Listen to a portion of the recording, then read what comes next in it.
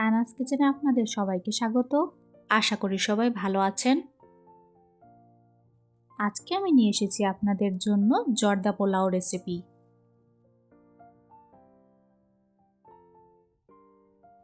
আমি আজকে 1 কাপ গোবিন্দভোগ চাল নিয়েছি। একটি বাটিতে নিয়ে ভালো করে ধুয়ে নেব।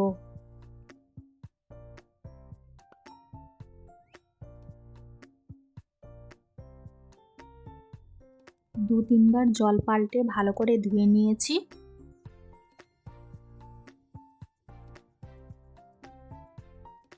এরপর একটি প্যানে 1 চামচ ঘি দিয়ে ভালো করে গরম করে নেব। প্রথমে কিশমিশগুলো ভেজে নেব।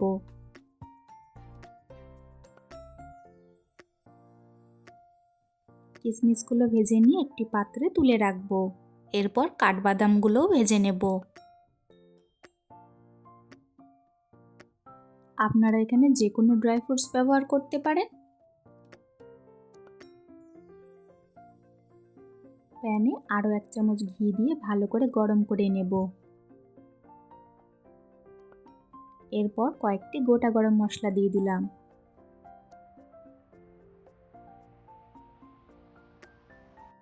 সুন্দর গন্ধ বের হলে চাল দিয়ে দিব।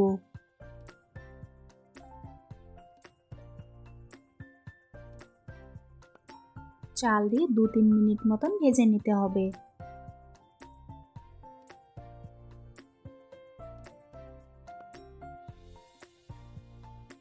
ভালো করে ভেজে নিয়েছি। এখন 1.5 কাপ গরম জল দিয়ে দিব। 1 কাপ চালের জন্য আমি 1.5 কাপ জল নিয়েছি। জলের পরিমাণটা ঠিক হলে জর্দা খেতেও দারুণ হবে, আবার ঝরঝরেও হবে।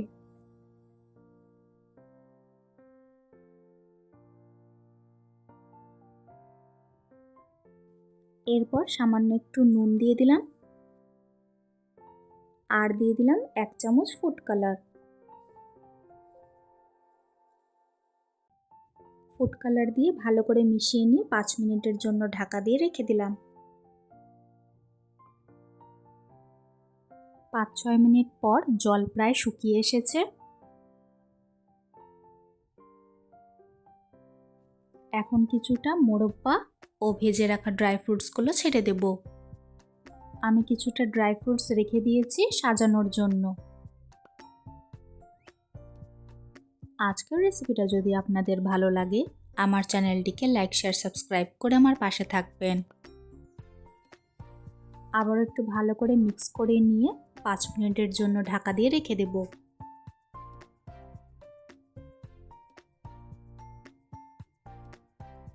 পাঁচ মিনিট পর সম্পূর্ণ জল শুকিয়ে এসেছে। এই জর্দা পোলাওয়ের প্রধান উপকরণ হলো মোরব্বা। মোরব্বা ছাড়া জর্দা পোলাও খেতে কিন্তু ভালো লাগবে না। এরপর 1/2 কাপ গুঁড়ো চিনি ও 2 চামচ গুঁড়ো দুধ দিয়ে ভালো করে মিশিয়ে নেব। গুঁড়ো দুধ দেওয়াতে জর্দা পোলাওয়ের স্বাদটা কিন্তু দ্বিগুণ হয়ে যায়।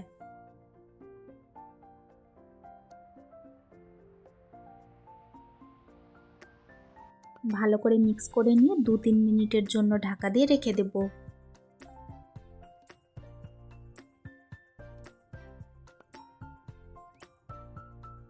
দেখুন জর্দা পোলাও কতটা ঝরঝরে হয়েছে, আর খেতে কিন্তু অসাধারণ হয়। তাই দেরি না করে আমার রেসিপিটি ফলো করে ঝটপট বানিয়ে ফেলুন।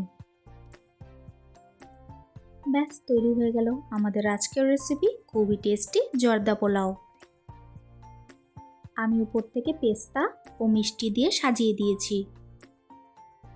রেসিপিটি কেমন লাগলো অবশ্যই কমেন্টসে জানিও।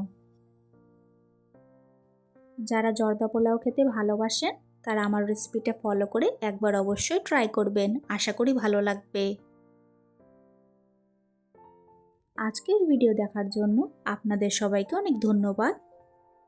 সবাই খুব ভালো থাকবেন।